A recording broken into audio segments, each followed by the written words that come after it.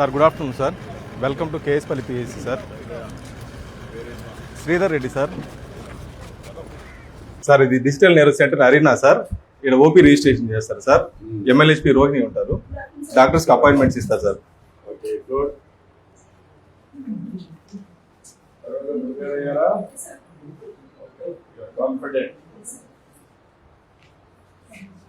Staff nurse ఉంటారు sir. Vitals record చేస్తారు sir.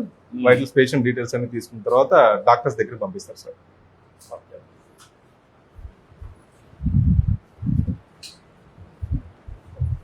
Sir ఇది మెడికల్ ఆఫీసర్ రూమ్ సార్. ఇది సార్ ఇక్కడ pharmacist sir.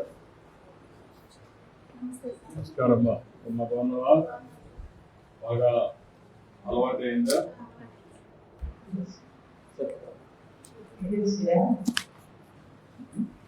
Lab technician sir. KJ గారు lab technician sir.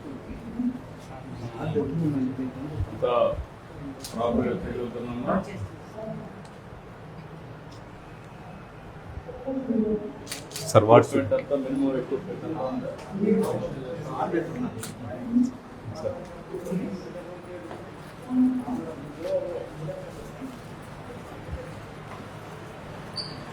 Sir general ward. ఇక్కడ patients ఉంచుతారు sir. 6 beds ఉన్నాయి సార్. మేల్స్ ఫీమేల్స్ ఇద్దరు ఉంటారు సార్. దీనికి బాత్రూమ్స్ అన్ని ఉన్నాయా? రూమ్ ఉన్నాయి సార్. ఇది క్లీనింగ్ అవన్నీ ఎవరు చూస్తున్నారు? శానిటేషన్ వర్కర్ ఉన్నారు సార్. కాదు, వర్కర్స్కి ఇచ్చారు. ఇక్కడ లోకల్ వర్కర్ కాదు సార్. మా పిఎస్సి స్టాఫే చేస్తున్నారు. ఈ స్టాఫే కంటింజెంట్ వర్కర్ చేస్తారు.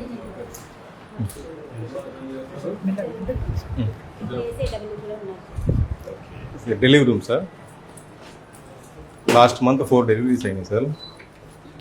ఈ మంత్ ఒక డెలివరీ అయింది సార్. మన పిఎస్సి కూడా ఎన్ని అవుతున్నాయి?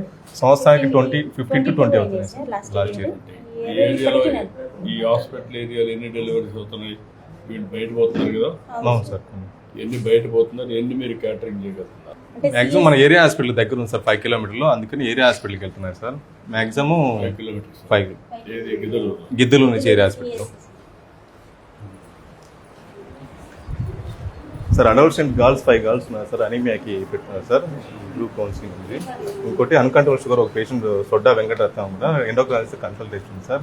ఈ పిఎస్సి కూడా ఏ గ్రేడ్ వచ్చింది సార్. లాస్ట్ మంత్ డిస్ట్రిక్ట్లో 2nd ర్యాంక్ ఉంది సార్. స్టేట్లో 23 ర్యాంక్.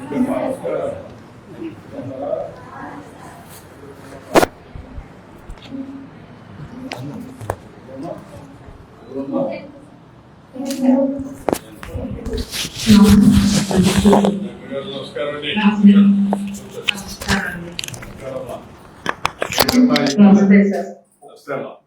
ఈ పిల్లలందరినీ చేస్తారా? సార్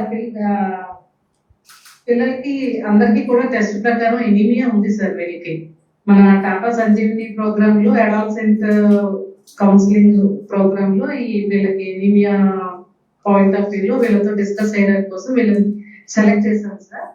అయితే with your permission I will start counselling sir. చెప్పండి అమ్మా, చెప్పండి. మీరు ప్రొసీజర్ అంతా కరెక్ట్ చేయండి సార్. నా పేరు పద్మలత సార్. మెడిసిన్ ప్రొఫెసర్ అండి. Madam Vijay Geetha nutritionist in our government medical college Ongole నుండి మాట్లాడుతున్నాం సార్. పిల్లలు మీ పేరు చెప్తారా? పరిచయం చేసుకుందామా? My name is Sindhu sir. Girls? My name is Pranita sir. Shamima. Sindhu? Praneetha. Pranita. Very good. నీ పేరు? Sindhu ma'am. సింధు. ఈ అమ్మాయి సింధు. సింధు. నీ పేరు? Subhashini ma'am. ఏంటమ్మా? Raksha. సుభాషిణి. Raksha. రక్ష. Shamima. Shamima. Shamima. Hi girls. Hi madam. అందరూ లంచ్ తీసుకున్నారా మీరు పిల్లలు? Yes ma'am. యా. సో మన ఈ రోజు ఏంటంటే అనీమియా గురించి తెలుసుకోవడం కోసం మన సార్ సిఎం సార్ ఎదురుగా మనం ఈ రోజు డిస్కషన్ చేసుకోవడానికి మనం వచ్చాం. సో అనీమియా అంటే ఏంటి? రక్తహీనత. ఓకే. రక్తహీనత ఎప్పుడు వస్తుందమ్మా? హిమోగ్లోబిన్ మన బాడీలో తక్కువ అయినప్పుడు వస్తుంది madam. Very good. So normal haemoglobin 12 గ్రాములు ఉండాలి ఈ వయసులో. సో మీకు అంతకన్నా తక్కువ ఉంటే రక్తహీనత అంటారు. రక్తహీనత ఎందుకు వస్తుందో మీకు ఏమైనా అవగాహన ఉందా? ప్రణీత చెప్పమ్మా.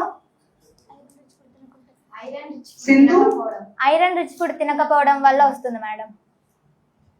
ఓకే, ఐరన్ రిచ్ ఫుడ్ తినకపోవడం వల్ల ఒకటి. ఇంకేమైనా చెప్పగలరా తల్లి? షమీమా. వామ్స్ వల్ల ma'am. Very good. Worm infestation, lack of personal hygiene వీటి వల్ల వస్తుంది. సో మనకేంటంటే మన government mid day school programme లో మనకి ప్రొవైడ్ చేసే ఫుడ్స్ ఏంటి? సుభాష్ని చెప్పమ్మా. రాగి ఇస్తున్నారా? రాగి ఇస్తున్నారా? చక్కి, బెల్లం చక్కి ఇస్తున్నారా? పప్పు ఆకుకూర ఉంటుందా మీకు డైలీ కర్రీస్ లో? సో మీకు హెల్తీ ఫుడ్ అయితే ప్రొవైడ్ చేయడం జరుగుతుంది. సో నెక్స్ట్ ఏంటంటే వామ్ ఇన్ఫెస్టేషన్ కి మీకు ప్రతి 6 నెలలకు ఒకసారి టాబ్లెట్స్ మందులు ఇస్తున్నారమ్మా వేసుకోవడానికి. మీరు వేసుకుంటున్నారా? తీసుకొని చేతిలో పెట్టుకుంటున్నారా? ఖచ్చితంగా వేసుకుంటున్నారు. సో వారానికి ఒకసారి మీకు ఐరన్ ఫోలిక్ యాసిడ్ టాబ్లెట్స్ వేసుకుంటున్నారా తల్లి? వేసుకుంటున్నారుగా. సో ఈ అనీమియా అనేది రాకుండా ఉండడానికి మన గవర్నమెంట్ తరఫున అన్ని విధాలుగా మీకు మాక్సిమము ప్రయత్నం మీకు ఎఫర్ట్స్ పెట్టడం జరుగుతూ ఉంది. అయినా కానీ మనకి ఎనీమియా అనేది తరచూ ఉంటుంది. సో మీలో ఒకరు చెప్పండి, గోళ్ళు కొనుక్కుని నోట్లో గోళ్ళు పెట్టుకొని కొనుక్కునే అలవాటు ఎంతమంది ఉంది? చేయొద్దని చూడండి. So it is not good కదా. వామ్ ఇన్ఫెస్టేషన్ చాలా కామన్.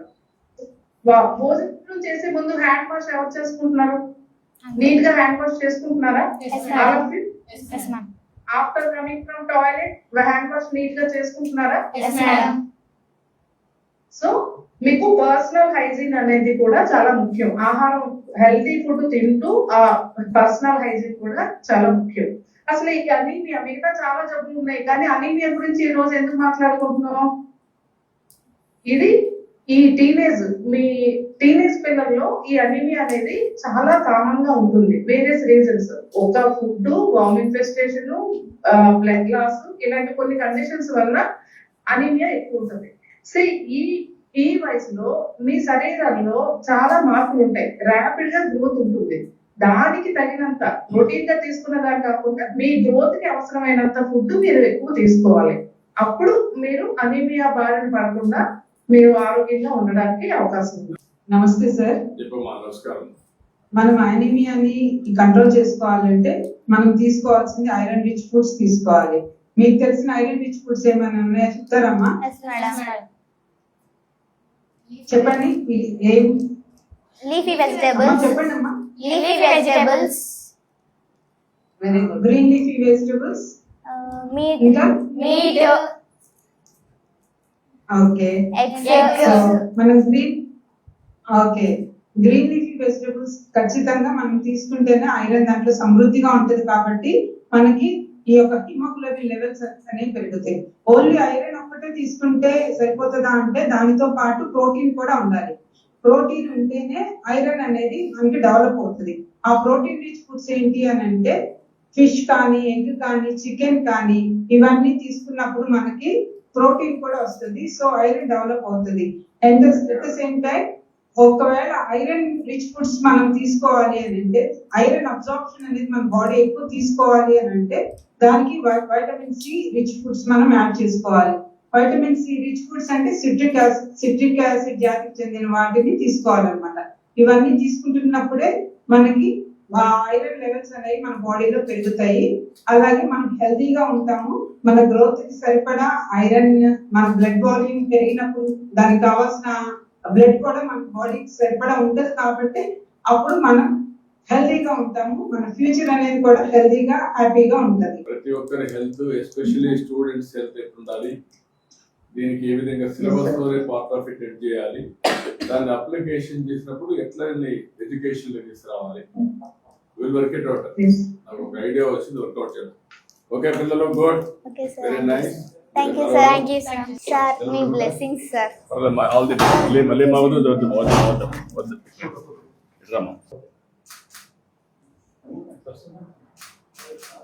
బాగా చదువుకుంటున్నారా? Okay sir. Thank you. Thank you.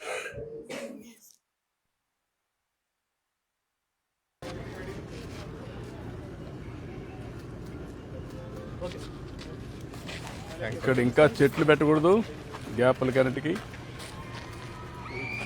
గ్యాప్లు గత పెట్టి కొంచెం నీట్గా ఆ సైడ్ కూడా పెట్టేయకూడదు చెట్లని, మొత్తం లైన్ అంతా పెట్టి థిక్గా గార్డెన్ ఉన్నట్టుగా కొంచెం ఇక్కడికి వస్తే ఒక టెంపరేచర్ తగ్గాలి.